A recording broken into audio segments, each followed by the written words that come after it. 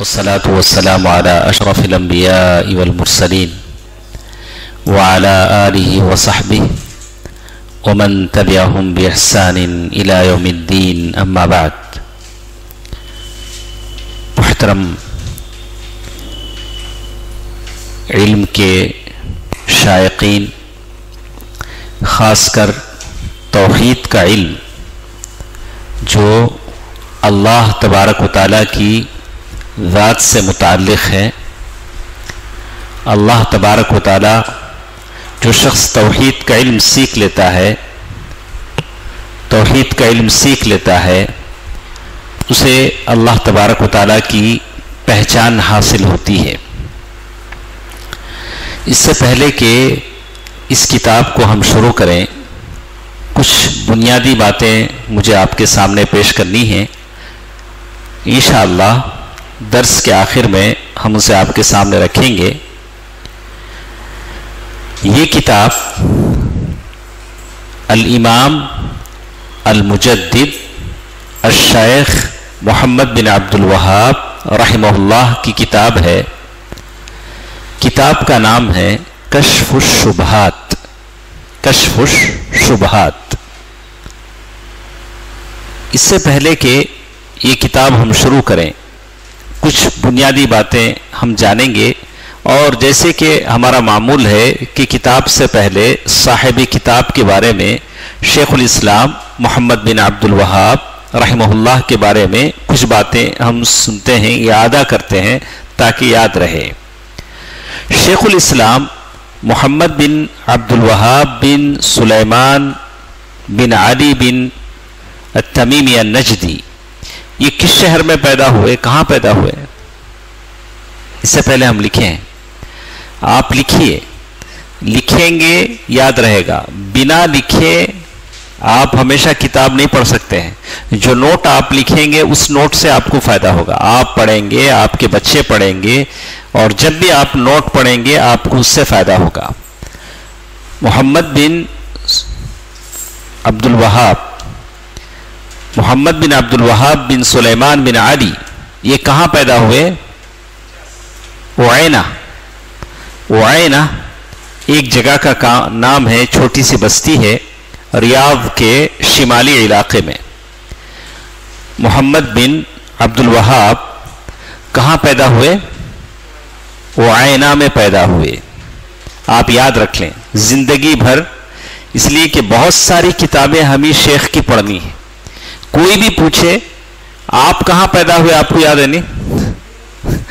آپ کہاں پیدا ہوئے یاد ہے؟ تو ایسے شخص جو توحید کی باتیں ہم کو سکھا رہے ہیں، توحید کا علم ہم کو دے رہے ہیں، ان کے تعلق سے آپ کو اور مجھے معلومات ہونی چاہیے. اور ایک علمی گھرانہ تھا. اسی طرح ایک سوال اور ہم آپ سے کریں گے کہ کس سن میں آپ پیدا ہوئے؟ آپ کو اس سے پہلے ہم بتا چکے ہیں 1115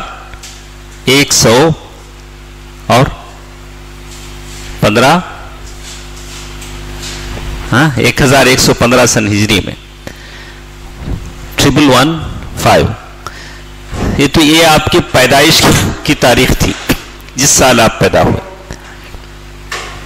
اچھا، یہ شیخ محمد بن عبد الوہاب انہوں نے اپنے اس زمانے کے ماحول میں جو کچھ چیزیں دیکھی، اللہ تبارک و تعالیٰ کی زمین پر شرک ہوتا ہوا دیکھا، خبروں کی پرستش دیکھی، لوگ اللہ کے رسول صلی اللہ علیہ وسلم کے لائے ہوئے طریقے سے ہٹتے ہوئے لوگوں کو دیکھا، اور علانیہ لوگوں کو شرک میں غوطہ کھاتے ہوئے دیکھا.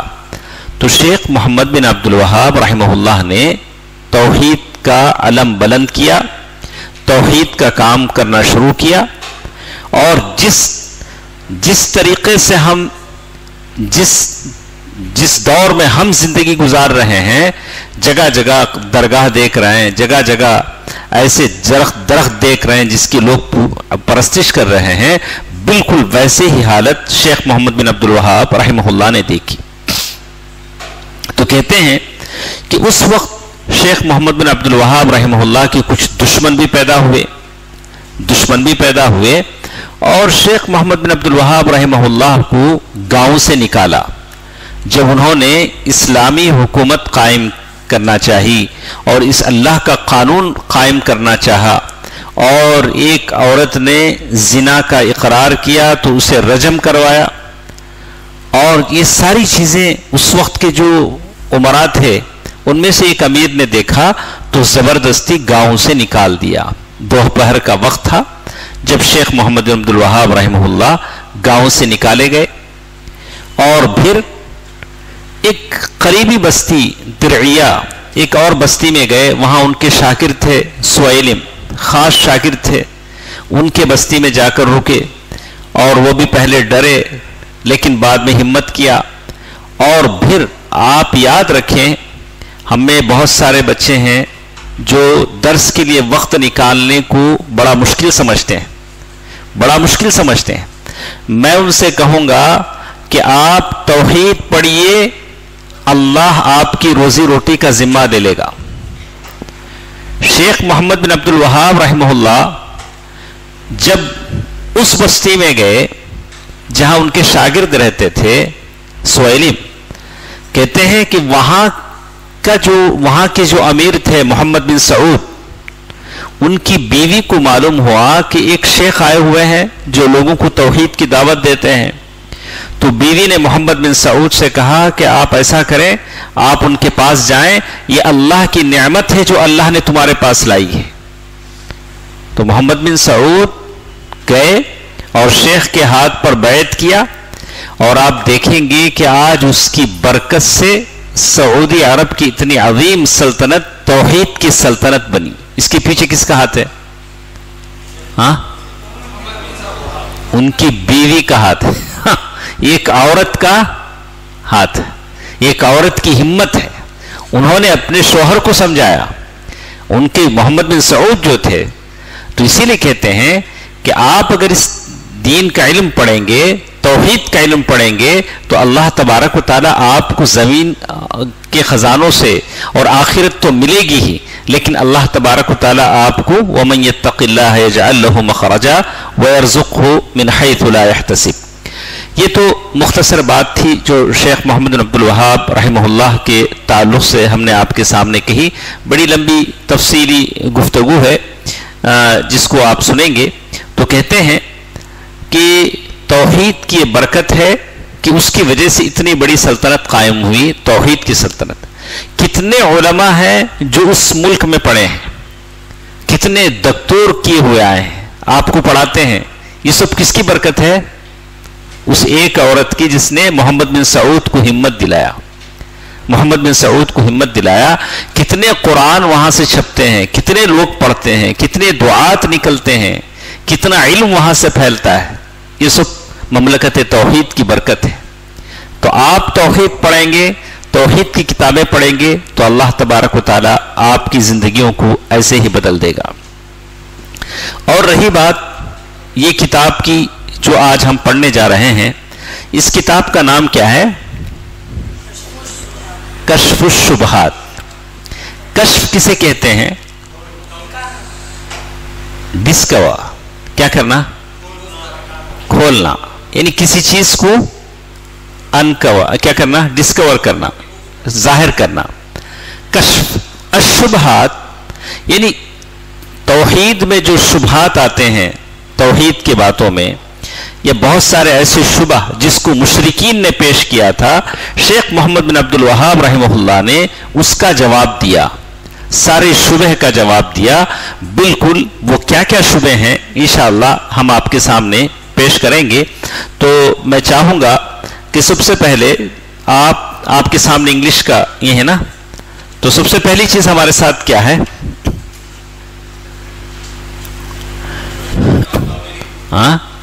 اور اچھی طرح آپ سمجھ لیں، اس کتاب کے بارے میں کہتے ہیں اصعب کتب الامام کما ذکر ذلك العلامۃ الشیخ عبد الرزاق عفیفی۔ انہوں نے کہا کہ یہ کتاب کشف الشبہات شیخ محمد بن عبد الوہاب رحمہ اللہ کی سب سے مشکل کتاب ہے۔ کیا کہا؟ سب سے مشکل کتاب ہے، لیکن اس کتاب کو اللہ آپ کے لیے کیا کرے گا؟ آسان کرے گا. اللہ سے دعا کیجئے, مدد حاصل کیجئے, اللہ پر توکل اور بھروسہ کیجئے, اور چلیے انشاءاللہ اللہ تعالیٰ اس کتاب کو میرے اور آپ کے لیے آسان بنائے, اور انشاءاللہ اس کتاب کو ہم سمجھنے کی کوشش کریں. ہر کتاب کا ایک موضوع ہوتا ہے. سائنس کی کتاب کا موضوع کیا ہے؟ سائنس, فزکس, میتھس, الگ الگ کتاب کا ایک موضوع ہوتا ہے. لیکن اس کتاب کا موضوع کیا ہے؟ کشف الشبہات کا توحید. اس کو مستقر آپ لکھیں, الدعوۃ الی التوحید وکشف الشبہ فیہ.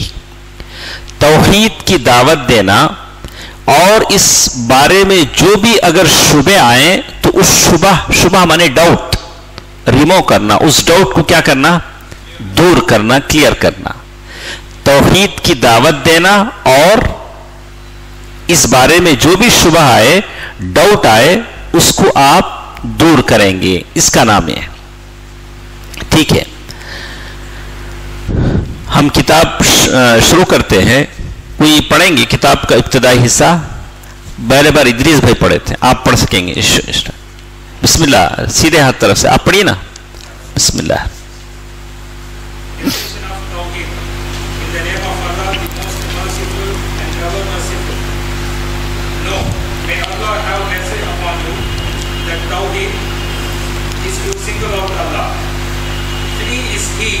From all imperfections with all forms of worship.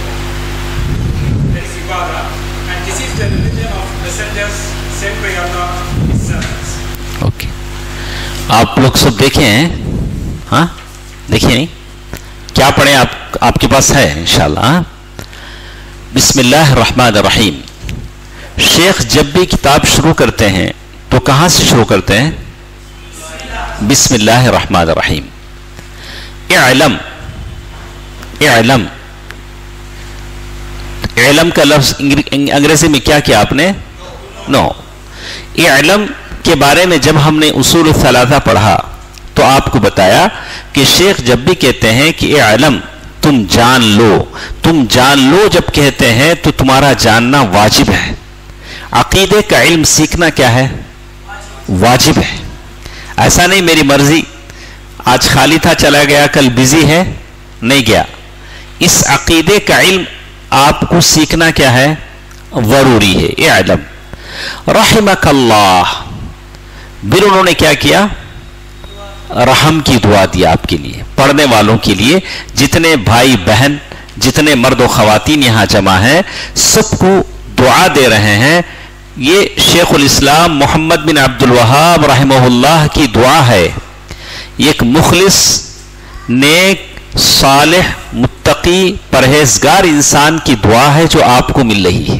انشاءاللہ وہ دعا اللہ تعالیٰ ضرور آپ کے حق میں قبول کریں گے. ان التوحید هو افراد اللہ بالعبادہ. توحید کی تعریف انہوں نے کی. توحید کسے کہتے ہیں؟ پہلے تو بات آپ کے سمجھ میں آ گیا. کشف الشبہات کا معنی کیا ہے؟ کشف کے معنی دور کرنا, شبہ کے معنی ڈاؤٹ کے ہیں. اور اس بارے میں وہ کہتے ہیں کہ شبہ کو دور کرنا, ڈاؤٹ کو دور کرنا کیوں ضروری ہے؟ تو شیخ الاسلام محمد بن عبد الوہاب کی جملے کا شرح کرتے ہوئے کہتے ہیں وَلَا شَكَّ أَنَّ إِزَالَةَ وَكَشْفُ الشُّبْهَاتِ مِنْ أُصُولِ هَذَا الدِّينِ. اس دین کے اصول میں ہے کہ آپ لوگوں کے شبہ کو دور کریں. بہت سارے لوگ آپ کے پاس ڈاؤٹ لے کر آتے ہیں, تو ان کو دور کرنا یہ اصل دین میں سے ہے. اور جب تک آپ دور نہیں کریں گے مشرکین کے سامنے حق ثابت نہیں ہوگی. جیسے کہا اللہ کے نبی صلی اللہ علیہ وسلم کی ایک حدیث ہے, اللہ کے نبی صلی اللہ علیہ وسلم نے فرمایا اِنَّكَ تَأْتِي قَوْمًا مِّنْ أَهْلِ الْكِتَابِ. اللہ کے نبی صلی اللہ علیہ وسلم نے معاذ بن جبل رضی اللہ تعالیٰ عنہ کو نصیحت کرتے ہوئے کہا اِنَّكَ تَأْتِي قَوْمًا مِّنْ أَهْلِ الْكِتَابِ. وہ یمن کی طرف جا رہے تھے, کہا کہ تم اہل کتاب کے پاس جا رہے ہو, فَلْيَكُنْ أَوَّلْ, سب سے پہلی چیز انہیں کلمہ توحید کی طرف بلاؤ. فَإِنْهُمْ أَطَاعُوا لِذَلِكَ, اگر اس کو وہ مان لیں, یعنی اللہ کی وحدانیت کی طرف اور رسالت کی طرف, میری رسالت کی طرف, اگر وہ اس بات کو مان لیں تو بقیہ دوسری چیزیں بتانا. تو لوگوں کو کھول کر بیان کرنا یہ آپ کا فرض منصبی ہے. اس انداز میں بیان کریں کہ لوگ بات کو سمجھ سکیں. تو پہلی بات جو انہوں نے کہی کہ تم جان لو، کیا کہا؟ اعلم، تم جان لو، ان التوحید، توحید کی تعریف وہ بیان کرتے ہوئے کہتے ہیں ان التوحید و افراد اللہ بالعبادہ، یعنی اللہ تبارک و تعالیٰ کو اس کی عبادت میں خالص کرنے کا نام توحید ہے. اخلاص کے ساتھ ایک اللہ تبارک و تعالیٰ کی عبادت کرنا. وَهُوَ دِينُ الرُّسُلِ، آپ انگریزی کا ترجمہ ساتھ ساتھ دیکھتے جائیں. اور یہ سارے رسولوں کا دین تھا. وَهُوَ دِينُ الرُّسُلِ، جتنے اس سے پہلے رسول آئے سب کا دین تھا. اللہ تبارک و تعالیٰ نے ان کو بھیجا بندوں کی طرف. اس میں سب سے پہلے رسول کون تھے؟ آپ کے پاس کیا ہے؟ نوح علیہ السلام. فَأَوَّلُهُمْ نوح، سب سے پہلے نوح علیہ السلام تھے. أَرْسَلَهُ اللَّهُ إِلَىٰ قَوْمِهِ، اللہ تعالیٰ نے ان کی قوم کی طرف ان کو بھیجا. لَمَّا غَلَوْا فِي الصَّالِحِينَ، جب انہوں نے زیادتی کی نیک لوگوں کے بارے میں، نیک لوگوں کے بارے میں غلو کیا. غلو جیسے حضرت کا پیر چوم لینا، حضرت کی انگلیاں بانٹ لینا. تمہاری یہ انگلی تم یہ چومو میں یہ چومتا ہوں، لوگ بانٹ لیتے ہیں. ہاں، تم یہ پیر دباؤ میں یہ پیر دباتا ہوں. حضرت کو چھپ جانا بڑا، یا زندہ رہنے پر، مر جانے پر اس کی خبر کی مٹی چاٹنے لگنا، وہ بات الگ ہے. کہا کہ اسی طرح کا غلو کیا تھا کس نے؟ نوح علیہ السلام کی قوم نے. ود، ان کا ایک بت تھا ود، وسواع ویغوث ویعوق ونصر، یہ بتوں کے نام ہیں جو نوح علیہ السلام کے تھے. وآخر الرسل محمد، اور آخری رسول جو تھے وہ محمد صلی اللہ علیہ وسلم ہے. وَهُوَ الَّذِي كَسَّرَ صُوَرَ هَؤُلَاءِ الصَّالِحِينَ، یہی ہیں جنہوں نے توڑا تھا ان نیک لوگوں کے بتوں کو، بتوں کی تصویروں کو. یہ سب آپ کی کتاب میں ہے. ٹھیک ہے، اس کی شرح ہم بیان کریں گے، میں صرف یہ پڑھ رہا ہوں. ارسلہ اللہ الی اناس یتعبدون، اللہ تبارک و تعالیٰ نے ان کو ایسے لوگوں کے پاس بھیجا تھا جو عبادت کرتے تھے، عبادت کرتے تھے. ویحجون، حج بھی کرتے تھے، صدقہ بھی دیتے تھے، اللہ کا ذکر بھی کرتے تھے، لیکن اس کے باوجود بھی وہ کافر تھے. دیکھا، اللہ تبارک و تعالیٰ نے اللہ کے رسول صلی اللہ علیہ وسلم کو، رسولوں کو جن کی طرف بھیجا، وہ لوگ عبادت کرتے تھے، حج کرتے تھے، صدقہ دیتے تھے، ذکر کرتے تھے، لیکن اس کے باوجود وہ کیا تھے؟ کافر تھے. ایک ڈاؤٹ، ایک شبہ. آپ بولیں کیسے؟ ایک ایسے عبادت گزار لوگوں کو آپ کافر کیسے بول سکتے ہیں؟ انہوں نے کہا وَلَكِنَّهُمْ يَجْعَلُونَ بَعْضَ الْمَخْلُوقِينَ وَسَائِطَ بَيْنَهُمْ وَبَيْنَ اللَّهِ تَبَارَكَ وَتَعَالَى، لیکن انہوں نے کیا کیا تھا کہ اللہ اور اللہ کے مخلوق کے بیچ میں کچھ وسیلہ بنا لیا تھا، وسیلہ بنا لیا تھا. کچھ لوگوں کو کیا بنا لیا تھا؟ وسیلہ بنا لیا تھا. اور وہ کہتے تھے یقولون نرید منہم التقرب الی اللہ تبارک و تعالی، ہم یہ چاہتے ہیں کہ ان نیک لوگوں کے وسیلے سے اللہ کی قربت حاصل کریں. ہم ڈائریکٹ اللہ کے پاس نزدیک نہیں جا سکتے، ان لوگوں کے وسیلے سے اللہ تعالیٰ کی قربت ہمیں مل جا سکتی ہے. پہلا وَنُرِيدُ شَفَاعَتَهُمْ عِنْدَهُ، اور دوسری چیز ہم کیا چاہتے ہیں؟ ان کا شفاعت چاہتے ہیں. مثل الملائکہ وعیسیٰ، کن کن لوگوں کی وہ اللہ کے اور مخلوق کے بیچ میں شریک کرتے تھے؟ کن کن لوگوں کو؟ فرشتوں کو، عیسیٰ علیہ السلام کو، مریم کو، وَأُنَاسٍ غَيْرُهُمْ مِنَ الصَّالِحِينَ، اس کے علاوہ کچھ اور نیک لوگ تھے جن کو وہ شریک کرتے تھے. تو معلوم یہ ہوا کہ یہ تھی اس سارے عبارت سے آپ کے سامنے کیا بات آئی؟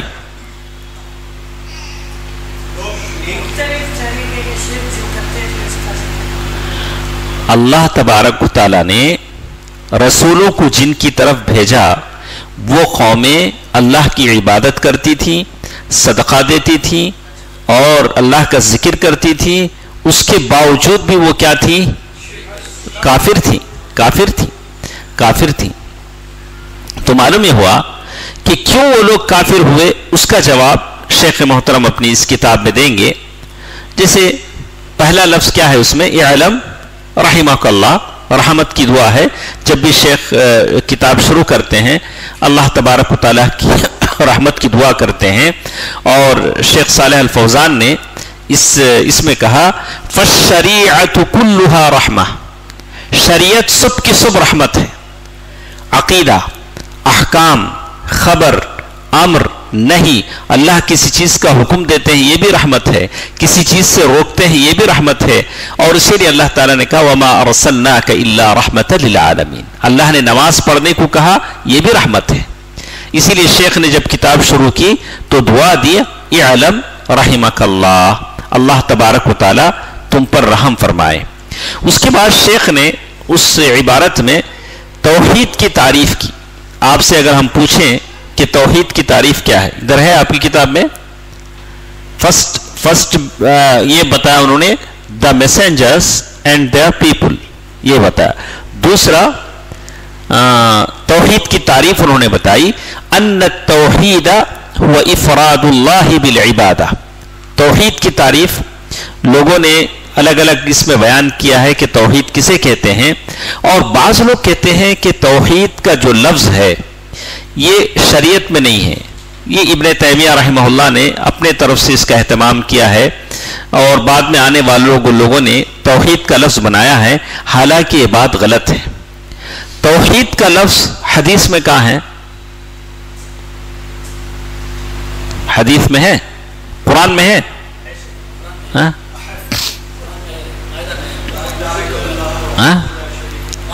قل ادعوا اللہ، نہیں توحید یہ کہ انہوں نے کہا کہ فقط جاء فی الحدیث الصحیح ان النبی صلی اللہ علیہ وسلم احل بالتوحید، حدیث میں ہے کہ اللہ کے نبی صلی اللہ علیہ وسلم نے احرام جب باندھا تو صحیح مسلم کی حدیث ہے، اس میں کہا احلہ کے لفظ ہیں، احل بالتوحید۔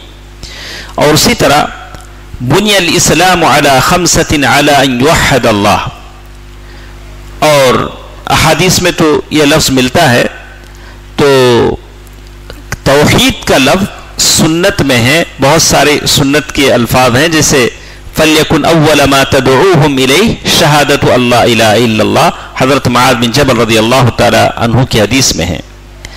شیخ کہتے ہیں کہ توحید کا لفظ حدیث میں ہے لیکن قرآن میں واضح طور سے کہیں نہیں ہے، اسی لیے انہوں نے کہا وَإِن لَمْ تَرِدْ فِي الْقُرْآنِ لَكِنْ جَاءَتْ فِي السُّنَّةِ، توحید کا لفظ حدیث میں ہے لیکن قرآن میں نہیں ہے۔ جیسے کہا ان التوحید و افراد اللہ بالعبادہ، افراد اللہ بالعبادہ، عبادت کی تعریف کیا ہے؟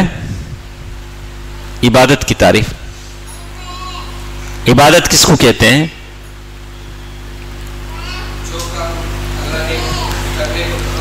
ہاں، عبادت کی سیدھی سیدھی تعریف کہیں گے کہ شریعت نے جس کو کرنے کو کہا اور اس کے کرنے پر ثواب دینے کی بات کی، تو عبادت کہتے ہیں شریعت نے جس کو کرنے کو کہا اور کرنے پر کیا ملے گا؟ ثواب ملے گا، اسے کیا کہتے ہیں؟ توحید کی تعریف کیا ہے؟ افراد اللہ بالعبادہ۔ عبادت کی تعریف کیا ہے؟ شریعت نے جس کام کے کرنے کو کہا اور اس کے کرنے پر کیا ہے؟ ثواب ہے۔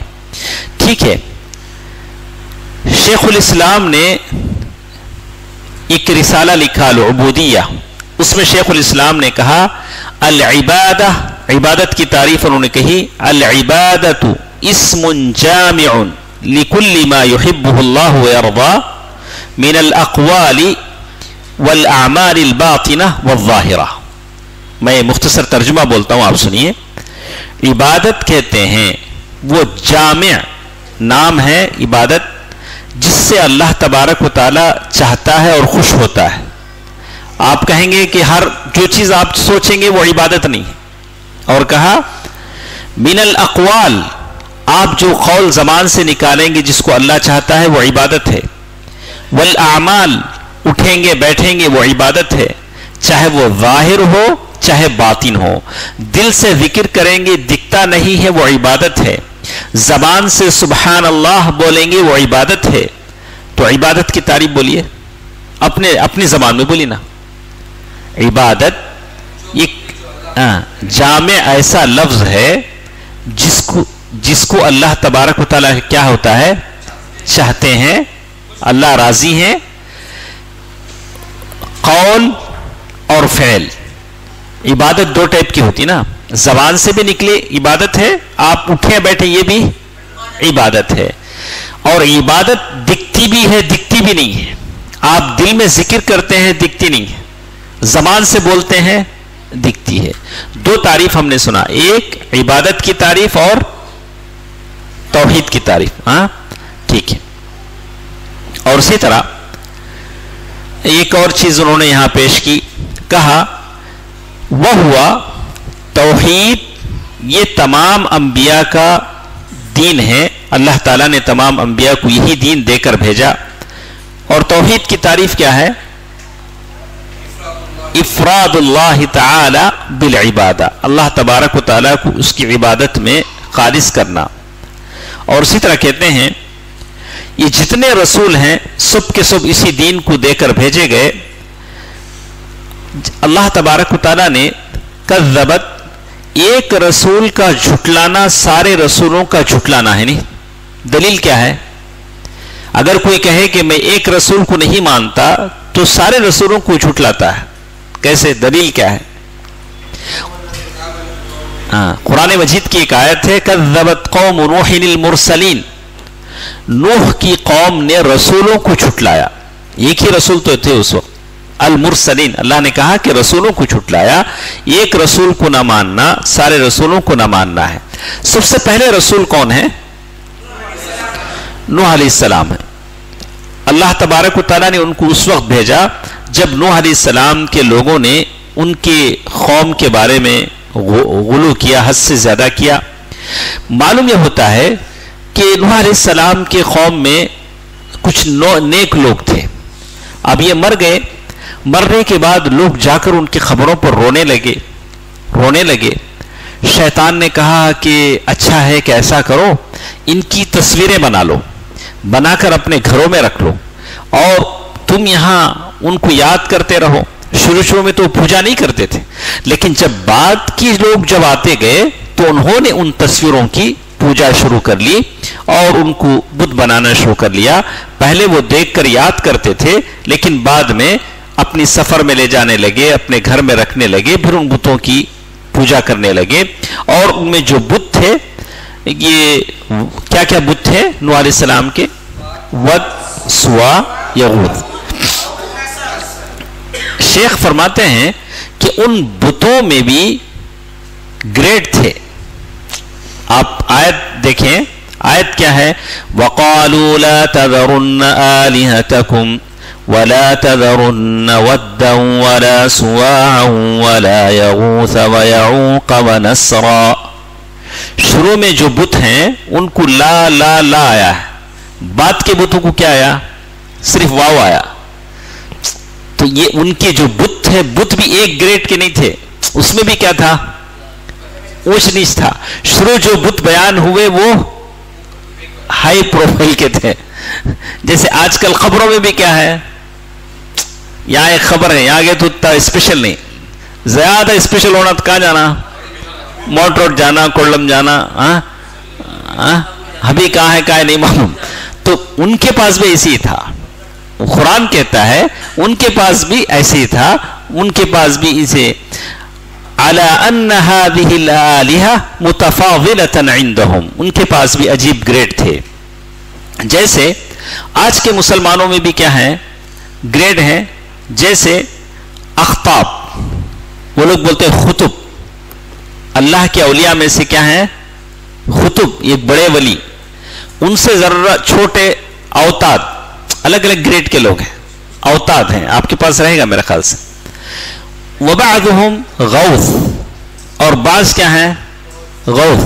یعنی الگ الگ، جیسے مشرکین کے پاس نوح علیہ السلام کے قوم کے پاس تھے، ان کے پاس بھی ویسے تھے. اور جیسے وہ لوگ پوجا کرتے تھے، یہ لوگ بھی ویسے ہی یہ کرتے تھے. تو کہتے ہیں بعض لوگوں نے اس پر اعتراض کیا ہے کہ یہ جو حدیث آپ نے بیان کی ہے کہ اس حدیث میں ابن عباس رضی اللہ تعالیٰ عنہ سے، وہ حدیث صحیح نہیں، لیکن شیخ نے اس کا جواب دیا ہے. لیکن ہمارے پاس اتنا تفصیل سے بیان کرنے کا وقت نہیں ہوتا ہے، اس لیے ہم سرسری طور سے اس کو پڑھ لیتے ہیں. تو آگے چل کر وہ کہتے ہیں کہ ساری دنیا میں جو شرک ہوتا ہے، وہ شرک، اس بات کو نوٹ کر لیں، ساری دنیا میں جو شرک ہوتا ہے وہ دو ٹائپ کا ہوتا ہے، تیسرا ٹائپ اس میں نہیں. کیا ہے؟ راجع الی ارواح الناس، ارواح الصالحین، نیک لوگوں کے روحوں کی طرف، اور ستاروں کی روحوں کی طرف. لوگ جو بھی شرک کرتے ہیں، لوگوں کی روح، نیک لوگوں کی روح کی وجہ سے شرک کرتے ہیں، یا تو ستاروں کی روح کی وجہ سے شرک کرتے ہیں. شرک یا تو نیچے کا ہے یا تو اوپر کا ہے. ستاروں کی روح کی وجہ سے، یا تو نیک لوگوں کی روح کی وجہ سے. نیک لوگ کون ہیں؟ قبروں میں سے ہوئے جو لوگ ہیں. تو شرک کتنے ٹائپ کا ہے؟ بولتے ہیں کہ دنیا میں جو بھی شرک ہے وہ دو ہی ٹائپ سے ہے، یا تو وہ نیچے سفلی ہے یا تو اوپر والا ہے. ستاروں کی روح یا تو نیک لوگوں کے روح، نیک لوگ یا تو مرے ہوئے ہوں یا تو زندے ہوئے ہوں، دونوں ہی کی طرف لوٹتا ہے.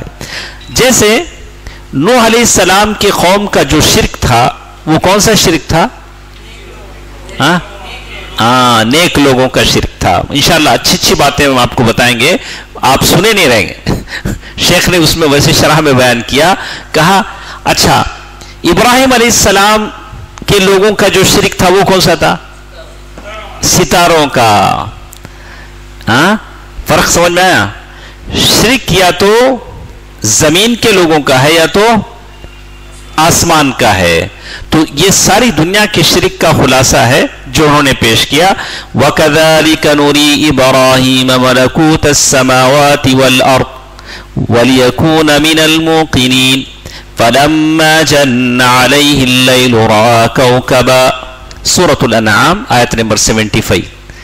ابراہیم علیہ السلام کا جو شرک تھا ان کی قوم کا، والعیاذ باللہ، وہ شرک کس سے متعلق تھا؟ ستاروں کی روح کی سے متعلق. آج بھی ہے. آج بھی آپ ہندو میں شادی کرنا چاہیں گے تو وہ پہلے دلہا دلہن کو ستارہ بتائے گا اوپر. وہ ستارہ دکھتا نہیں دکھتا معلوم نہیں. انہیں نہیں دکھا بولے تو شادی ہوتی نہیں. اس سے نہیں دکھا تو بھی کیا بولتا؟ ہاں دکھا دکھا دکھا بولتا ہوں، تبھی انہیں منتر پڑتا، نہیں تو اس کی شادی نہیں ہوتی. تو آج بھی برہمن کے پاس وہ اس کا شرک ہے. تو کہتے ہیں فَإِذًا نخلص من ذلك نخلص إلى أن الشرك وقع من جهة الشياطين في الجهتين. تو کیا کہتے ہیں کہ شیطان، اچھی طرح سن لیں، شیاطین بات کرتے ہیں. اصل میں نیک لوگ کی روح نہیں آتی ہے، اس کی آواز میں کون بات کرتے ہیں؟ شیطان بات کرتا ہے. جو جن ہوتا ہے وہ بات کرتا ہے، اور پکارنے والا سمجھ جاتا ہے کہ میں نے اس کو پکارا، اس نے میرا جواب دیا. حقیقت میں یہ شیاطین ہیں، پکارتے ہیں. جیسے فَإِنَّ الْمَعْبُودُ هُوَ الْجِنِّ وَلَيْسَ الْإِنسِ. جن کی یہ لوگ عبادت کرتے ہیں، قبروں کی، صالحین کی. کس کی عبادت کرتے ہیں حقیقت میں؟ جنوں کی، شیاطین کی، انسانوں کی نہیں. اور پھر وہ کہتے ہیں وَآخِرُ الرُّسُلِ محمد صلی اللہ علیہ وسلم وَهُوَ الَّذِي كَسَّرَ कस्सर सुवर हाउलाइ الصالحین, कहाँ है वो, कौन से पैराग्राफ में है? सेकेंड पैराग्राफ में है. हाँ, मोहम्मद सल्लल्लाहु अलैहि वसल्लम, तो कहा कि अल्लाह सेंट हिम टू, अल्लाह ताला ने उनको भेजा. अल्लाह के नबी सल्लल्लाहु अलैहि वसल्लम ने बुतों को तोड़ा. तो अल्लाह के रसूल सल्लल्लाहु अलैहि वसल्लम जब फतह मक्का के वक्त दाखिल हुए तो मक्के में कितने बुत थे?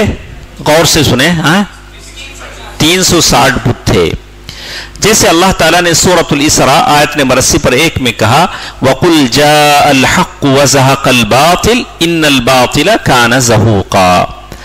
तो 360 बुत थे. उन बुतों में जरा मशहूर बुत थे, आप नोट कर लें.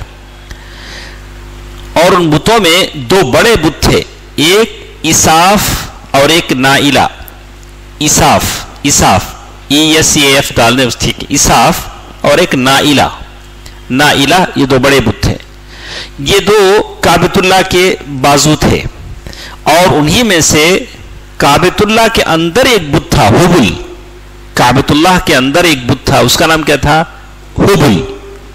हा बा लाम, हुबुल. ये तो काबतुल्लाह के अंदर था. और काबतुल्लाह के बाहर जो 2 बुत थे, एक इसाफ और एक नाइला. और उसी तरह वहां थोड़े और भी बुत थे, उनका नाम एक सामा और दूसरे बहुत सारे बुत थे. खासकर ये जो 2 बुत थे, कौन से? इसाफ और नाइला. इनके बारे में मुअर्रिखीन लिखते हैं कि इसाफ मर्द आदमी का नाम था, नाइला औरत का नाम था. ये दोनों आपस में एक दूसरे को चाहते थे. हाँ, ये दोनों में दोस्ती थी. और ये कहते हैं कि ये मौके की तलाश में था, अलियाज़ु बिल्लाह. जैसे मुअर्रिखीन ने लिखा कि दोनों की मुलाकात नहीं होती थी, तो इन दोनों ने काबतुल्लाह के अंदर गुनाह किया. किसने? इसाफ और नाइला ने. और अल्लाह ने इनकी सूरतें बदल दी. अल्लाह तबारक व तआला ने उस बेहुरमती की वजह से इन दोनों की सूरतों को मस्ख कर दिया, पत्थर बना दिया. और लोगों ने पहचाना कि ये इसाफ है, नाइला है, और लाकर बतौर इबरत काबतुल्लाह के बाहर लाकर रख दिया, ताकि लोग देखें और इबरत हासिल करें कि काबतुल्लाह में गुनाह करने का अंजाम क्या होता है. बाद में सैलाब आया, पानी आया, तो ये बुत वहां से हटकर जरा दूर चले गए. और बाद में आने वाले लोगों ने इनको पूजना शुरू कर दिया. गलती क्या थी, क्या हुआ था, लेकिन बाद में आने वालों ने क्या करना शुरू कर दिया? इनको खुदा बना लिया, इनकी पूजा परस्ती शुरू करने लगे. तो कहते हैं अतज़्ज़मान हत्ता उबिदा इसाफ व उबिदत नाइला. लोगों ने इसाफ और नाइला को क्या करना शुरू किया? बुतों की इबादत करना शुरू कर दिया. वह हुआ कान अअज़मुल अस्नामी वस्सुवर अल्लती फी दाखिलिहा. ये सबसे बड़े बुत थे 2. कौन से? इसाफ और नाइला. अच्छा, उसके अलावा जो बुत थे, वद, स्वा, यगूद, यऊक, नस्र, जो अल्लाह ताला ने सूरत नूह में कहा, वो इनके बुत नहीं थे. मुश्रिकीन मक्का, ये सब किसके बुत थे? ये नूह अलैहिस्सलाम की कौम के बुत थे.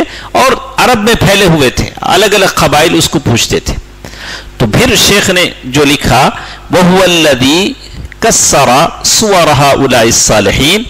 अल्लाह के नबी सल्लल्लाहु अलैहि वसल्लम ने फतह मक्का के मौके पर उन बुतों को तोड़ने के लिए लोगों को भेजा, या खुद अपने हाथ से जो बुत वहां काबतुल्लाह में थे उसको औंधे-मुंह गिराया, जैसे कि हदीसों में आता है. और उन्हीं बुतों में से कुछ बुत थे लात और उज़्ज़ा. ये भी बुत थे जो मुशरिकीन मक्का जिनको पूजा करते थे. तो सारी बात का खुलासा शेख लिखते हैं, ये लोग जो मुशरिक थे, वो शिरक वो लोग करते थे, ऐसे लोगों के पास अल्लाह के नबी, अल्लाह के अंबिया भेजे गए. हालांकि वो लोग रोजा रखते थे. मुश्रिकीन क्या करते थे? रोजा रखते थे, नमाज पढ़ते थे. ये बात इसलिए बार बार मैं कह रहा हूं, आप उसे नोट करें آج کے زمانے میں آپ کسی خبر پرست کو مشرک کہیں گے تو وہ بولے گا کیا جی تمہیں لوگ تو خالی فرضاں پڑھتے, یہ لوگ 100 رکعت پڑھتے جی, دیکھو کیا چہرے ماشاء اللہ تمہارے, یہ دیکھو کیا بڑی داڑیاں, زبان پہ اللہ اللہ ماشاء اللہ. ایسے لوگوں کو آپ مشرک کیسا بولتے جی؟ کیا خوالیاں, ایسے لوگوں کو آپ مشرک کیسے بولتے؟ تو شیخ اسی لیے بار بار دہرا رہے ہیں, بار بار شیخ اسی لیے ریپیٹ کر رہے ہیں کہ وہ لوگ جو مشرکین مکہ تھے, فَكَانَ مِنْهُمْ مِنْ أَهْلِ الصِّيَامِ, وہ لوگ روزہ رکھتے تھے, نماز پڑھتے تھے, اور اللہ تعالیٰ سے دعائیں بھی کرتے تھے, حج بھی کرتے تھے, صدقہ بھی دیتے تھے, رشتہ داری بھی کرتے تھے, ذبح بھی کرتے تھے, جانور ذبح بھی کرتے تھے. وَمِنْهُمْ أَهْلُ التَّقَرُّبِ إِلَى اللَّهِ, اور کہا کہ طواف کرتے تھے, اعتکاف کرتے تھے. کون؟ مشرکین. اللہ اکبر, اعتکاف کرتے تھے. اور ساتھ ساتھ انہوں نے کہا کہ وہ لوگ طہارت بھی لیتے تھے, یعنی حیض, عورتیں حیض آنے پر جب پاک ہوتی تو غسل بھی کرتی تھی, جنابت کی طہارت لیتے تھے جیسے قرآن نے کہا. اور کہا کہ اتنے پاک و صاف وہ لوگ تھے, کہتے ہیں کہ عاشورہ کے روزے رکھتے تھے. کون؟ مشرکین مکہ عاشورہ کے روزے رکھتے تھے. ان قریشا كانت تصوم عاشورہ فی الجاہلیہ, جاہلیت کے زمانے میں وہ روزہ رکھتے تھے, اس کے باوجود وہ کیا تھے؟ مشرک تھے, اس کے باوجود وہ مشرک تھے. اسی لیے کہتے ہیں بعض لوگ تو نماز بھی پڑھتے تھے. صحابی رسول کہتے ہیں کما فی حدیث عمر المعروف قال یا رسول اللہ انی نذرت فی الجاہلیہ ان اعتکف لیلۃ فی المسجد الحرام. عمر رضی اللہ تعالیٰ عنہ نے کہا کہ اللہ کے نبی صلی اللہ علیہ وسلم, میں نے نظر مانی ہے کہ ایک رات میں, جاہلیت کے زمانے میں میں نے نظر مانا کہ ایک رات کعبۃ اللہ میں اعتکاف کروں. اللہ کے نبی صلی اللہ علیہ وسلم نے فرمایا کہ جاؤ اعتکاف کرو. تو معلوم یہ ہوتا ہے کہ ان تمام نیکیوں کے باوجود اللہ کے نبی صلی اللہ علیہ وسلم نے جب وہ مسلمان نہیں ہوئے, اخلاص کے ساتھ اللہ تبارک و تعالیٰ کی عبادت نہیں کی, تو ان کو مشرک مانا. خدیجہ رضی اللہ تعالیٰ عنہ خود کہتی ہیں کلا واللہ لا یخزیک اللہ ابدا انک لتصل الرحم, اے اللہ کے نبی صلی اللہ علیہ وسلم اللہ آپ کو ضائع نہیں کرے گا, آپ رشتہ داریاں جوڑتے ہیں, کمزوروں کا بوجھ اٹھاتے ہیں, اور آپ مہمان نوازی کرتے ہیں, اور لوگوں کا ساتھ دیتے ہیں.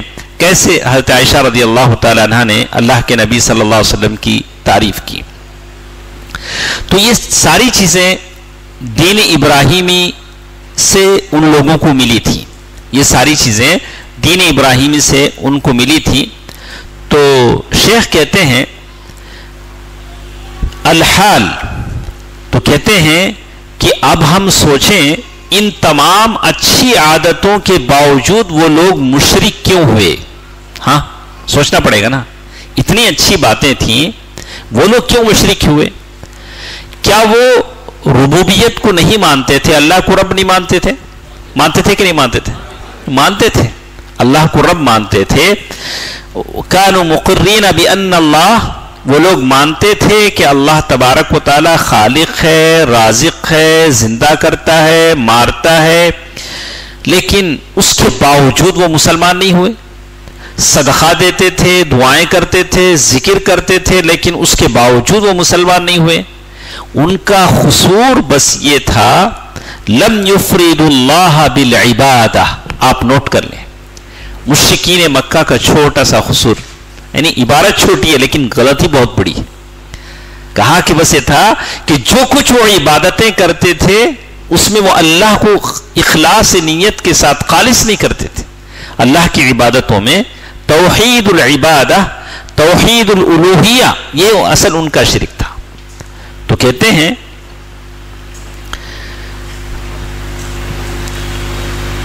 ایک سوال انہوں نے کہا کہ وہ لوگ جو مشرکین کتنے خداؤں کی عبادت کرتے تھے؟ 3 خداؤں کی, اساف, نائلہ, لات, منات, عزا, وہ سوا, یغوث, یعوق, نصر, ان تمام کی جو عبادت کرتے تھے کس دعوے کے ساتھ کرتے تھے؟ کیا وہ خالق ہیں؟ نہیں, وہ خالق نہیں ہیں؟ کیا وہ مستقل رزق دینے والے ہیں؟ نہیں ہیں۔ جب ان سے پوچھا جاتا، جیسے اللہ نے سورۃ یونس آیت نمبر 31 گئے بار بھی ہمارے پاس گزری، کہ میں آپ سے ہی کہتا ہوں کہ ہم جب تک قرآن مجید کی آیت کو بطور دلیل کی یاد نہیں کریں گے ہم کو کوئی فائدہ نہیں ہوگا، دلیل یاد کرنا پڑے۔ قُلْ مَنْ يَرْزُقُكُم مِّنَ السَّمَاءِ وَالْأَرْضِ أَمَّن يَمْلِكُ السَّمْعَ وَالْأَبْصَارَ وَمَن يُخْرِجُ الْحَيَّ مِنَ الْمَيِّتِ وَيُخْرِجُ الْمَيِّتَ مِنَ الْحَيِّ وَمَن يُدَبِّرُ الْأَمْرَ فَسَيَقُولُونَ اللَّهُ۔ جب اس سے پوچھا جاتا کون زندہ کرتا ہے، کون مارتا ہے، کون یہ آنکھ کان اس کی ساری طاقتیں دیتا ہے، تو کہتے تھے کہ اللہ۔ ربوبیت کو تو مانتے تھے لیکن الوہیت کو نہیں مانتے تھے۔ تو یہ سارے رسول جو بھیجے گئے، کیوں بھیجے گئے؟ ربوبیت کو تو مانتے ہیں، الوہیت کے لیے بھیجے گئے، اس کی طرف بلانے کے لیے بھیجے گئے۔ تو اسی لیے انہوں نے کہا الجواب لأنهم جعلوا تلك الآلهة وسائطا في طلب الرزق۔ انہوں نے ان بتوں کو اللہ اور ان کے بیچ میں وسیلہ بنا لیا، شفاعت کا طریقہ بنا لیا، تو اسی لیے وہ مشرک ٹھہرائے گئے۔ تو اسی لیے کہتے ہیں ان کے ان بتوں کو اللہ اور ان کے بیچ میں وسیلہ بنانے کا سبب کیا تھا؟ شیخ نے لکھا 2 وجہ سے، آپ نوٹ کر لیں۔ جہت توجہ، یعنی اللہ کی توجہ حاصل کرنے کے لیے انہوں نے ان بتوں کا سہارا لیا اپنے اوپر، یعنی اللہ تعالیٰ کی قربت حاصل کرنے کے لیے۔ اور دوسری چیز جو ان میں تھی مکانتها عند اللہ حتی ترفع الحاجات، اللہ کے پاس ان کا جو مقام تھا، مرتبہ تھا، فرشتے بڑے مقام والے ہیں، اس مقام کے وسیلے سے اللہ تبارک و تعالیٰ کی قربت انہوں نے حاصل کرنے کی کوشش کی۔ وسائط بینہم و بین اللہ تبارک و تعالی، وسائط کے معنی کیا ہے؟ وسیلہ، سیدھا سادہ آپ کہیں گے کہ وسیلہ۔ اچھا، جب یہ ساری بات سمجھ میں آ گئی تو مشرکین کا جو اعتقاد تھا ان کے بتوں میں یا ان کے آئیڈلز میں، یہ شیطانی روح کی وجہ سے تھا۔ جن پتھروں کو وہ مانتے تھے، صرف پتھر کو نہیں مانتے تھے، وہ اتنے بیوقوف تھوڑے تھے پتھر کو مانے، پتھر کو نہیں مانتے تھے، وہ اس پتھر کے پیچھے ان کا جو عقیدہ تھا، جو روح تھی شیطانی روح، اسے وہ مانتے تھے، اس کو وہ مانتے تھے۔ حالانکہ اس جیسے قرآن مجید کی آیت کہتے ہیں، انہوں نے امام کے قول میں کہا وَلَكِنَّهُمْ يَجْعَلُونَ بَعْضَ الْمَخْلُوقِينَ وَسَائِطَ بَيْنَهُمْ وَبَيْنَ اللَّهِ تَبَارَكَ وَتَعَالَى۔ 2 چیزیں جو ہم نے کہا، ایک اللہ کی قربت اور ایک اللہ کی شفاعت، اس کو ہمیشہ آپ ذہن میں رکھیں۔ تو 2 چیزیں ان پر یہ تھا۔ وہ کہتے ہیں آج کے زمانے میں بہت سارے ایسے لوگ ہیں جو زبان پر ان کا ذکر ہوتا ہے، ہمیشہ ذکر کرتے ہیں، عمرے کرتے ہیں، صدقے دیتے ہیں، لیکن اس کے باوجود بھی وہ موحد نہیں ہے۔ جیسے شیخ لکھتے ہیں کہ یقول الحمدللہ، یقول اللہ اکبر، اٹھتے بیٹھتے الحمدللہ کہیں گے، اللہ اکبر کہیں گے، ماشاء اللہ کہیں گے، صدقہ دیں گے، مسجدوں میں آئیں گے، قرآن پڑھیں گے اور دعویٰ بھی کریں گے وہ مسلمان ہیں، اور وہ اللہ تبارک و تعالیٰ کی توحید میں شرک کریں گے، اور وہ کہتے ہیں وہ اپنا تعلق کسی اور سے جوڑیں گے لیکن اللہ کا نام لیں گے، حقیقت میں وہ حقیقی معنی میں وہ مسلمان نہیں ہیں، جیسے شیخ نے کہا۔ اس لیے کہ اسے کہتے ہیں کہ مکے کے جو قریش تھے وہ بھی نمازیں پڑھتے تھے، جیسے انہوں نے اس بات کو ذکر کیا قَدْ صَلَّيْتُ يَا ابْنَ أَخِي قَبْلَ أَنْ أَلْقَى رسول اللہ صلی اللہ علیہ وسلم ب3 سنین۔ کہتے ہیں کہ اللہ کے رسول صلی اللہ علیہ وسلم کے ملنے سے پہلے میں 3 سال پہلے نماز پڑھتا تھا۔ کیا مطلب؟ اللہ کے رسول صلی اللہ علیہ وسلم سے ملاقات سے پہلے سے میں کیا کرتا تھا؟ نماز پڑھتا تھا، جیسے کچھ نماز پڑھتے، جیسے کچھ پڑھتے۔ ٹھیک ہے، کتنی باتیں معلوم ہوئی اب تک جو ہم نے پڑھا؟ کیا بات ہمارے سمجھ میں آئی؟ ہاں، ایک تو توحید کی تعریف ہم نے پڑھا، عبادت کسے کہتے ہیں پڑھا، اور اللہ تعالی سب سے پہلے رسول کون ہے؟ نوح صاحب. اللہ تعالیٰ نے ان قوموں کی طرف رسولوں کو بھیجا تو یہ قوم کس حالت میں تھی وہ ہم نے پڑھا. کن کن بتوں کی عبادت یہ لوگ کرتے تھے. انشاءاللہ کل میں آپ کو اس کے پورے سوالات بھیج دوں گا. تقریباً 200-300 سوالات ہیں، انگلش میں ہیں، آپ پڑھ لیجیے، یاد کر لیجیے. انشاءاللہ ہم آخر میں ٹیسٹ لیں گے. تو میرا کیا ہے، جتنی باتیں میں پڑھاتا ہوں یہ ضروری نہیں کہ آپ کو سمجھ میں آ جائے، صرف ہم آپ کو کی دے سکتے ہیں، آپ کو خود پڑھنا ہے. آدھی کتاب تو آپ کو سمجھنا ہے، آدھا ہم سمجھائیں گے. یہ ضروری نہیں کہ پورا میں ہی سمجھاؤں، اتنا وقت بھی نہیں ہوتا ہے. تو یہ سوالات میں آپ کو بھیج رہا ہوں، سوالات کو پھر آپ پڑھیے، اللہ تبارک و تعالیٰ سے دعا کیجیے، اور اس نیت سے پڑھیے کہ اس کتاب کو پھر آپ کو پڑھانا ہے. جہاں جہاں آپ ہیں، جن اسکولوں میں ہیں، جہاں جہاں آپ کام کرتے ہیں، اس کتاب کو پھر آپ کو پڑھانا ہے. اس نیت سے پڑھیے. تو وہ قومیں بتوں کی عبادت کرتی تھیں اور ساتھ ساتھ اللہ کا ذکر بھی کرتی تھی، حج بھی کرتی تھی، صدقہ بھی کرتی تھی. اور ان بتوں کی عبادت جو کرتی تھی کیا اس نیت سے کرتی تھی کہ وہ بت خالق ہیں؟ نہیں. اور کیوں کرتی تھی؟ دو مقصد سے کرتی تھی. کیا دو مقصد ہیں؟ شفاعت کے لیے، تقرب کے لیے. آج کے زمانے میں سیدھا بولو تو کیا بولیں گے؟ عقیدت مندی. آج کے زمانے میں لوگ کیا بولتے ہیں؟ مجھے اس خبر سے عقیدت ہے، میں اس خبر کا مجاور ہوں، العیاذ باللہ، جسے لوگ کہتے ہیں عقیدت مندی. آج بس لفظ بدل گیا. اس کے بعد پڑھیے، اس کے بعد یہاں جو آپ کے سامنے جو ہے فبعث اللہ الیہم محمدًا، اللہ تبارک و تعالیٰ نے ان کی طرف محمد صلی اللہ علیہ وسلم کو بھیجا. کہاں ہے؟ 4th paragraph.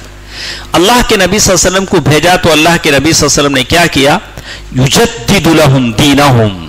اللہ کے نبی صلی اللہ علیہ وسلم نے رینیول کیا، تجدید کیا. رینیول کے تو پہلے سے وہ دین پر تھے، دین ابراہیمی پر تھے. اسی دین کو کیا کیا اللہ کے نبی صلی اللہ علیہ وسلم نے؟ کچھ حضرت ابراہیم علیہ السلام کا دین خاص، محمد صلی اللہ علیہ وسلم دین عام، اللہ کے نبی صلی اللہ علیہ وسلم کا لایا ہوا دین خاص. اچھا، دین ابیہم ابراہیم، اللہ کے نبی صلی اللہ علیہ وسلم ان کے ابا کا دین ابراہیم. وَيُخْبِرُهُمْ، اللہ کے نبی صلی اللہ علیہ وسلم نے بتایا ان هذا التقرب، ارے جس تقرب کی تم لوگ بات کرتے ہو، جس کی وجہ سے ان بتوں کو اللہ کا شریک ٹھہراتے ہو، والاعتقاد، اور عقیدت مندی کی بات کرتے ہو، محض حق اللہ تبارک و تعالی، یہ کس کا حق ہے؟ اللہ کا حق ہے. چونکہ یہ حق تم اساف، نائلہ، ود، سوا، یغوث، یعوق، نصر، منات، لات، عزا کو دیتے ہو، اسی لیے تم مشرک ہو. یہ بات لا یصلح منہ شیء لغیرہ، کسی کے لیے یہ حق تم دے نہیں سکتے. یہ صرف کس کا حق ہے؟ اللہ کا حق ہے. لا لملک مقرب، نہ کسی مقرب فرشتے کو دے سکتے ہو، چاہے وہ جبریل ہو، چاہے وہ کوئی بھی فرشتہ ہو، اس کو یہ حق نہیں دے سکتے. ولا نبی مرسل، نہ کسی مرسل نبی کو دے سکتے ہو. نبی اولو العزم کتنے ہیں؟ 5 ہیں. ماشاءاللہ، معلوم ہے. تو نہ کسی نبی کو دے سکتے ہو. فضلا عن غیرہما، جب ان کو نہیں دے سکتے ہو تو کسی اور کو کیسے دے سکتے ہو؟ ننگے بابا، چپ بابا، ننگے جتنے بھی ہیں، العیاذ باللہ، نہیں دے سکتے. وَإِلَّا فَهَؤُلَاءِ الْمُشْرِكُونَ الَّذِينَ قَاتَلَهُمْ رَسُولُ اللَّهِ، اگر آپ دیکھیں تو وہ تمام مشرکین جن سے اللہ کے نبی صلی اللہ علیہ وسلم نے جنگ کیا، یقرون، مانتے تھے، اقرار کرتے تھے، ان اللہ هو الخالق، اللہ تبارک و تعالیٰ کیا ہے؟ خالق. وحدہ لا شریک لہ، اللہ تبارک و تعالیٰ اکیلا خالق ہے، اس کے علاوہ کوئی شریک نہیں. وَأَنَّهُ لا يرزق الا هو، رزق کون دیتا ہے؟ اللہ سبحانہ و تعالی. ولا يحيي ولا يميت الا هو، نہ کوئی زندہ کرتا ہے نہ جلاتا ہے مارتا ہے سوائے کس کے؟ اللہ کے. ولا يدبر الامر الا هو، اور سارے کائنات کو سسٹم کو چلانے والا کون ہے؟ اللہ سبحانہ و تعالی. وَأَنَّ جَمِيعَ السَّمَاوَاتِ السَّبْعِ، ہے آپ کے پاس؟ کہاں ہے؟ کون سے پیراگراف میں؟ ارے کتاب میں ہے بھائی، جو پڑھ رہا ہوں میں آپ کی کتاب میں ہے. نہیں دیکھیے نا،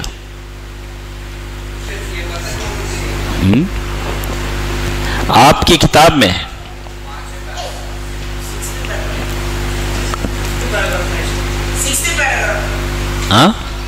ہاں چلو. وَأَنَّ جَمِيعَ السَّمَاوَاتِ السَّبْعِ وَمَنْ فِيهِنْ وَالْأَرْضِينَ السَّبْعِ وَمَنْ فِيهِنْ، ساتوں آسمان ساتوں زمین جو کچھ اس میں ہے، كُلَّهُمْ عَبِيدُ، سب کے سب کہ کون سے پیراگراف میں؟ 5th پیراگراف میں سب کے سب کس کے ماتحت ہیں؟ اللہ کے غلام ہیں. جو کچھ زمین میں ہے، ساتوں آسمانوں میں ہے، ساتوں زمین میں ہے، سب کچھ کلہم عبید، اللہ تبارک و تعالیٰ کی بندگی کے ماتحت ہیں. وتحت تصرفہ وقہرہ، اللہ تعالیٰ کی تصرف میں ہیں، اللہ تبارک و تعالیٰ کے قہر یعنی اللہ تبارک و تعالیٰ کی طاقت کے نیچے، پاور کے نیچے. تو معلوم یہ ہوا، یہ کشف الشبہات جو پہلی جو بات شیخ نے بتائی کہ وہ لوگ صدقہ دیتے تھے اور یہ کرتے تھے، جو تفصیل انہوں نے بتائی اس کا سبق انہوں نے خلاصہ پیش کیا. توحید کی تعریف کیا بولے؟ ایک بار بولیے. مختصر تعریف، افراد اللہ بالعبادہ، افراد اللہ بالعبادہ. اچھا یاد رکھیے، میں نے آپ کے سامنے مقدمہ نہیں پڑھا ہے، مقدمہ پڑھتا تو اور ٹائم میرا لگ جاتا. شیخ لکھتے ہیں کہ بسا اوقات توحید پڑھنے والوں کو لگتا ہے کہ یہ بار بار یہی باتیں ریپیٹ ہو رہی، بات ایسی نہیں ہے. شیخ مقدمے میں لکھتے ہیں کہ توحید ایسی چیز ہے اگر اسے بار بار نہ دہرائی جائے تو آدمی بھول جاتا ہے. اور بعد میں آنے والے لوگ، شیخ لکھتے ہیں کہ ریاض میں ایک مرتبہ وہ جا رہے تھے، شیخ حی المحمدیہ ایک محلہ ہے، وہ محلے میں شیخ لکھتے ہیں کہ ایک صاحب نیا گھر بنائے تو دیکھا کہ 2 پاکستانی ہیں، وہ ایک بکرا لا کر چوکھٹ پہ ذبح کر رہے ہیں نئے گھر میں، بنگلے میں. تو شیخ حیران ہو گئے. وہ پڑھے تھے کہ ایسا وہ وہاں کی جن اور شیطان کو خوش کرنے کے لیے نئے گھر بنانے کے بعد کیا کرتے ہیں؟ ذبح کر کے اس کا خون بہاتے ہیں چوکھٹ پر. یہ کہاں ہوا؟ سعودی عرب میں، شیخ کی نگاہوں کے سامنے ہوا. تو شیخ کہتے ہیں کہ میں حیران رہ گیا، اگر یہ عقیدہ نہ پڑھایا جائے، لوگوں کو بار بار عقیدے کی طرف توجہ نہ دلائی جائے تو بعد میں آنے والی نسل کیا سمجھے گی؟ یہ شاید ثواب کا کام ہے، سمجھے گی، ثواب کا کام ہے سمجھ کر کرے گی. تو اسی لیے بار بار اس کی طرف توجہ دلائی جاتی ہے. تو کہا کہ مشرکین جو تھے ان کا شرک 2 ٹائپ کا تھا. تو کیا ٹائپ ہم نے بتایا تھا آپ کے سامنے؟ 2 ٹائپ کیا تھے وہ؟ ایک شرکم بارواح الکواکب، ستاروں کی روح کا شرک، و شرکن بارواح الصالحین، نیک لوگوں کا. یاد رکھ لیے، اس کو اچھا یاد رکھیے، یہ سارے شرک کا خلاصہ ہے. اور اس کے لیے انہوں نے آیتیں پیش کی، جیسے عیسیٰ ہے، مریم ہے اور فرشتے ہیں، اور الگ الگ انہوں نے کہا کہ فرشتوں کی روحیں. اور کہتے ہیں کہ انسان جب ان لوگوں کو پکارتا ہے تو شیطان اور جن ان لوگوں کی آواز میں بات کرتے ہیں، ان لوگوں کی آواز میں بات کرتے ہیں، جیسے انہوں نے یہاں پیش کیا.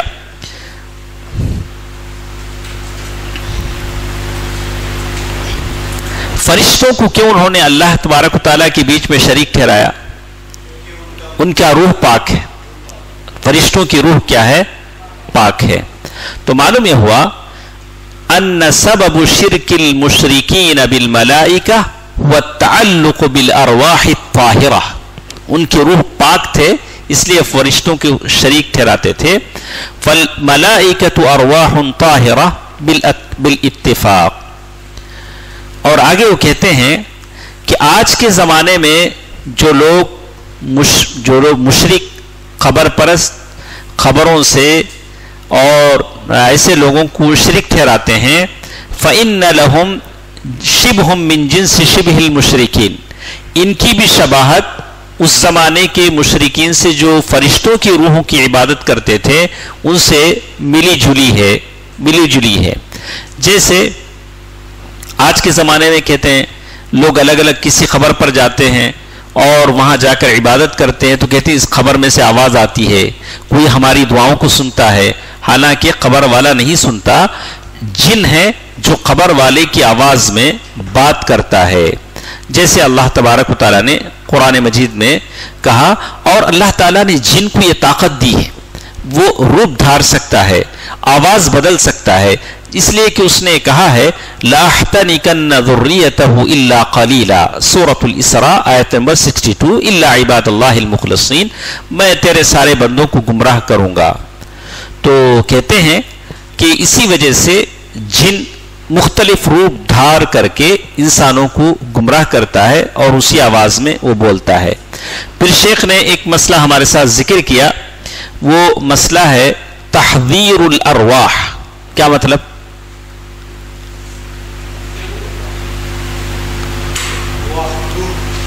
روح کو حاضر کرنا.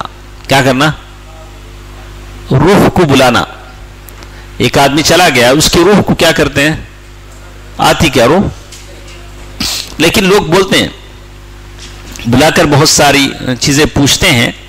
تو شیخ اس کے بارے میں لکھتے ہیں کہ یہ شرک ہے. حقیقت میں وہ لوگ بات نہیں کرتے ہیں.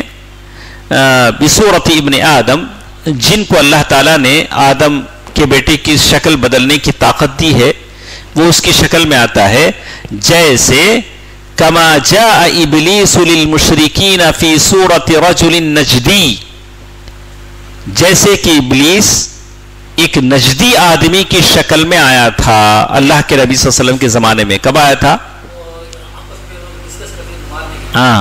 دار الندوہ میں جب مشورہ، اور جنگ بدر میں یا جنگ احد تب بھی آیا تھا نا، یہاں بھی آیا تھا، یہاں بھی. تو کہتے ہیں نہیں، آپ دیکھیں گے. اور جیسے ہے اخرجہ الطبری فی تفسیری وابن ابی حاتم فی تفسیری عن ابن عباس، انہوں نے حوالہ دیا. کہتے ہیں کہ تحذیر الارواح یہ کیا کرتے ہیں؟ جادوگر کی مدد لیتے ہیں اور مرے ہوئے آدمی کی شکل میں جن بات کرتا ہے. اس لیے کہ جن کی عمر لمبی ہوتی ہے، انسان کی عمر لمبی ہوتی ہے، جن کی عمر لمبی ہوتی ہے. جن لوگ مرتے بھی کم ہیں، اور یہ جو آدمی مر گیا ہے اس کی آواز کی نقل کرنا اس کے لیے آسان ہے. اس کی شکل میں یہ آواز نکال کر بولتا ہے، تو لوگ سمجھتے ہیں کہ حقیقت میں یہ خبر والا بولتا ہے. تو اللہ تبارک و تعالیٰ سے جو محبت اور تعلق ہونا چاہیے، اس تعلق کو چھوڑ کر لوگ فرشتوں سے، نیک لوگوں سے، مرے ہوئے لوگوں سے تعلق بنا لیتے ہیں اور ان سے دعا کرتے ہیں اور سمجھتے ہیں کہ ہماری دعا کا وہ جواب دے رہا ہے. حالانکہ فرشتے جواب نہیں دیتے ہیں، نیک لوگ جواب نہیں دیتے ہیں، مرا ہوا آدمی جواب نہیں دیتا ہے. جواب کون دیتا ہے؟ جن جواب دیتا ہے. اور اس لیے کہ اللہ تبارک و تعالیٰ نے ان کو طاقت دی ہے. جیسے ایک لمبی بحث انہوں نے یہاں کی ہے. اور آخر میں وہ کہتے ہیں وَقَدْ يَحْصَلْ أَيْضًا عِنْدَ كَثِيرٍ، کبھی یہ سمجھ میں آتا ہے کہ فلاں آدمی چنئی میں دیکھا گیا، اور ایک آدمی انہوں کوئمبتور میں بھی تھے نہ بولتا. ایک ہی آدمی دو جگہ رہ سکتا کیا؟ نہیں رہ سکتا. جیسے شیخ نے لکھا حیث یزعمون ان فلانا رؤیا فی دمشق. میں آپ کو ایک بات بتاتا ہوں. ایک صاحب تھے، رقیہ کرتے تھے. کیسے شیطان یہ کنفیوز کرتا ہے اور کیسے فتنہ فساد بھڑکاتا ہے میاں بیوی کو. وہ صاحب ایک پڑھنے والی بچی تھی کسی مدرسے میں اور رقیہ کرتے تھے. تو وہ یہ جو وہ رقیہ کرنے والی کی بیوی تھی، وہ بیوی خواب دیکھتی تھی کہ وہ لڑکی اور یہ رقیہ کرنے والا دونوں آپس میں ملے ہوئے ہیں، دونوں پیار دوستی کی باتیں کر رہے ہیں، حالانکہ یہ نیک انسان اسے رقیہ کر رہا ہے، لیکن شیطان اس طرح کا خواب، اس طرح کا وسوسہ اس میں ڈالتا ہے تاکہ دونوں کیا ہو جائیں، لڑ جائیں، بڑھ جائیں، دشمنی پیدا ہو جائے۔ یہ شیطانی حرکتیں ہیں، جو ایسی چیزیں ہوتی ہیں یہ شیطان کی طرف سے ہوتے ہیں۔ شیخ اسی لیے لکھتے ہیں کہ وَمِنَ الْمَعْلُومِ الْقَطْعِ، یہ ایک آدمی دو جگہ نہیں ہو سکتا، یہ شیطان ہے تمثل الجن بالانس، اس طرح کا ایک جگہ سے دوسری جگہ دکھتا ہے اور لوگوں میں فتنہ فساد پیدا کرنے کی کوشش کرتا ہے۔ تو کچھ باتیں انشاءاللہ کل کے درس میں ہم پڑھیں گے، لیکن ساتھ ساتھ میں جتنے لوگ بھی ہمارے درس میں رہیں گے تمام سے کہوں گا کہ میں جو سوالات آپ کو بھیجوں گا، سوالات وہ آپ کو پڑھیے تو اور سمجھنا آپ کے لیے آسان ہو جائے گا۔ سوالات آپ ایک مرتبہ پڑھ لیں گے تو اس کتاب کو سمجھنا آسان ہو جائے گا انشاءاللہ۔ کل سے ہم 8:50 پہ نا، کب سے شروع کریں؟ 8:45 سے 8:45 کو انشاءاللہ آپ ہمارے ساتھ رہیں گے۔ اور ایک چیز جو میں کہوں گا، یہ ہم پڑھ رہے ہیں عقیدے کی کتاب، یہ اللہ تبارک و تعالیٰ کی پہچان کا علم ہے۔ اس علم کے سیکھنے کے آداب ہوتے ہیں، آپ اس آداب میں سے پہلے ادب یہ ہے کہ آپ پابندی کریں، ایسا نہیں کہ ایک دن آئے 2 دن چھوڑ دیں۔ سارے لوگوں سے میں کہہ رہا ہوں جتنے ہیں، چاہے وہ HGWC سے متعلق ہوں یا باہر کے لوگ ہوں، سارے لوگوں کے لیے میرے ہے کہ آپ مواظبہ کریں۔ مواظبہ کے معنی پابندی کریں، پابندی سے آئیں تاکہ اس کتاب کو ہم احسن طریقے سے ختم کریں اور شیخ کی دعاؤں کا ہم محتاج ہو جائیں، دعاؤں کے ہم حقدار ہو جائیں۔ تو تمام سے میری گزارش ہے، ایک وقت کی پابندی کریں، دوسرا پابندی کے ساتھ آئیں تاکہ پوری چیزیں، اور تیسرا جو کچھ ہم آپ کو بھیج رہے ہیں گروپ میں، آپ سے ایک مرتبہ پڑھ کر ضرور آئیں، اور جن کے نمبر ہمارے گروپ میں نہیں ہیں جو آج یہاں ہمارے ساتھ ہیں، ان سے میں کہوں گا کہ آپ اپنا نمبر برادر ہمارے ادریس صاحب کو دے دیں تاکہ وہ گروپ میں شامل کر سکیں۔ اور میں ہمارے برادر سے بھی کہوں گا کہ کوشش کریں کہ ساروں کے نمبر ہمارے پاس ہوں تاکہ ہم جو بھی بھیج سکیں اس کو پڑھ سکیں۔ اللہ تبارک و تعالیٰ جو بھی ہم سنتے ہیں اور کہتے ہیں، اللہ تبارک و تعالیٰ اس پر عمل کرنے کی توفیق عطا فرمائے۔ اللہ تبارک و تعالیٰ جو کچھ ہم سیکھتے ہیں دوسروں کو سکھانے کی مجھے اور آپ کو توفیق دے، آمین۔ السلام علیکم ورحمۃ اللہ وبرکاتہ۔